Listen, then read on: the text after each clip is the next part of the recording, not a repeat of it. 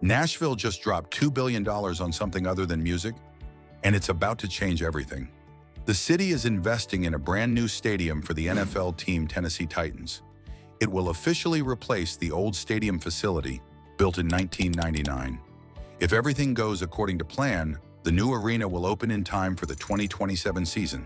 But with a price tag this big, there's the added pressure to prove every dollar. Will that gamble pay off? Time to find out. It was the year 1997 when the Titans moved from Houston to Nashville. Back then, the team was known as the Houston Oilers, but a new city meant a new identity. Just 2 years later, the newly built Nissan Stadium opened its doors as the official home for the Titans. At the time, it was a symbol of Nashville's growing ambition, an open-air stadium sitting along the Cumberland River with sweeping views of the skyline. But fast forward to 2 decades, the concrete and steel structure had started to show its age. The concrete on the stairs is crumbling, the concession stands are below average, and even the seats aren't comfortable. Some have even likened it to the FedEx Field, the worst stadium in the NFL. Moreover, Nissan's open rooftop design makes the arena vulnerable to weather. There's also a growing trend in the NFL to incorporate roofs or retractable roofs in stadiums to enhance the fan experience. The old stadium's lease dictates that the city provide a quote-unquote first-class stadium for another 17 years. Renovating the old stadium requires Metro taxpayers to spend an eye-watering $1.7 to $1.9 billion. The Titans obviously don't want to risk falling behind in the NFL race. Even if the team is ranked slightly above average, they can at least get a top-tier stadium. This is the origin story of the new Nissan Stadium. The new Nissan Stadium will be built about 100 feet away from the old one. The area highlighted in black shows the site of the new arena right next to the old one. It will utilize the empty parking lots between Interstate 24 and the current stadium. Now it's time to discover what the Titans are getting for $2.2 billion. The new facility will feature 1.8 million square feet of space and 60,000 seats. Although the new stadium has 10,000 less seats than its predecessor, it will feature a more intimate setup for the fans. The new seating is 38% closer to action than what was the case for the old one. The stands will be divided into 4 tiers and are expected to provide very good visibility from each section. So rest assured there will be no such thing as a bad seat. One of the major features will be its fully enclosed roof. The canopy will be permanently installed and covered with translucent ETFE material. So every time there's a match, you wouldn't have to pray for the weather to be on your side. However, it's also true that Titans fans will miss the open-air ambiance of their old facility. Given that the new roof is not retractable, most fans won't have a choice. According to the design team, a retractable roof is not only expensive to install and maintain, but also rarely used.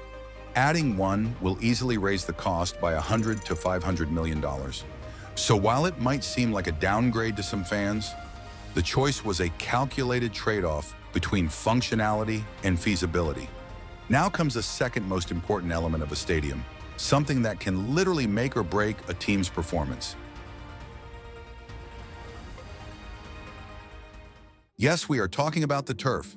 The playing surface in the new Nissan Stadium will be artificial turf. The plan is to install the absolute best field surface available when the stadium is ready. While there are not many specifics available as to what type of turf will be used, we can use the old turf as an example. In 2023, the Tennessee Titans switched from natural to artificial turf with an organic infill. This was done to minimize injuries and ensure a consistent player performance. We can expect a similar type of turf at the Titans' new home. The released video of the new facility also shows 2 massive LED screens on both sides of the stadium. There will also be a wraparound halo display connecting the primary video screens on either end zone. History proves that the Titans management knows how to build energy in a room. In 2012, they installed 2 of the world's largest surface-mounted LEDs. Each LED offered a width of 157 feet and a height of 54 feet. At the time of installation, the 2 boards became the second largest displays in the National Football League. So yeah, you can rest assured that the Titans won't be cutting any corners when it comes to delivering an electrifying fan experience. However, there are a few people that want much more than that, and they are willing to pay a pretty penny for it. Like any other stadium, Nissan too is offering premium studio boxes and suites. There will be 11 suites situated right behind the west end zone. If you want a watch game where the turf feels close enough to touch, then this room is just for you. Known as the Touchdown Suites, fans can catch the game live in a charged atmosphere without leaving the comfort of their suite. Suite members have access to free concessions at any market in the building. They also get on-campus parking, first access to concert tickets, and exclusive invites to VIP events. How cool is that? Apart from Titans games, you can expect so much more action at the new stadium. The venue is expected to host a diverse range of events, from concerts and college football matchups to international sporting events. It would be capable of hosting world-class events such as Super Bowls, Final Fours, WrestleMania, and so much more. In addition to games, the project will also include 12,000 square feet of community space. This can accommodate events like local school classes, job training, and other nonprofit events. So you can see how the new stadium is more than just the NFL itself. It's a way to galvanize the community and give back to the economy. In fact, the new stadium is part of a larger plan to develop the East Bank. Costing a whopping $8.5 billion over the next 2 decades, the project will add a soul to the much-neglected part of Nashville. It was the year 2022 when the Tennessee Titans announced a brand new home for their teams. City planners thought this was a perfect opportunity to revitalize the area surrounding the new stadium project. Much of this space is covered with parking lots and industrial sites. Despite being a waterfront property, the East Bank hasn't been exploited to create a premium destination. Many cities like Boston, San Francisco, and Manhattan have completely transformed their waterfront areas and turned them into thriving hubs. The example of Boston is a particularly interesting one. Back in the day, Boston had a highway called the Central Artery. It passed right through the heart of the city and divided Boston into 2 halves. As a result, the city's waterfront was somewhat separated from the rest of the mainland. Finally, by 2006, Boston had successfully dismantled the highway and replaced it with an underground tunnel. If you go to Boston today, you will find a beautiful linear park in place of the old highway.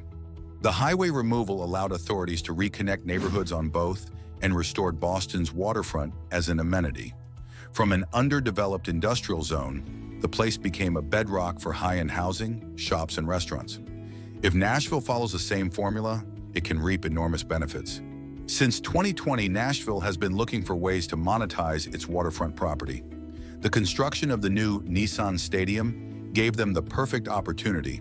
Known as the Imagine East Bank project, the plan involves transforming 350 acres of the region. Asphalt parking lots and industrial buildings will convert it into affordable housing, parks, and other cultural attractions. The old Nissan Stadium will be dismantled and replaced with a park on the river's edge. This park will serve a dual purpose for its residents. In addition to providing a refreshing space, it will improve the area's flood resilience. Since the East Bank sits right next to the Cumberland River, the entire region is prone to flooding. Many Nashville residents still vividly remember the 2010 flood. Heavy rainfall had forced the Cumberland River to spill over the East Bank and destroy every property in its way.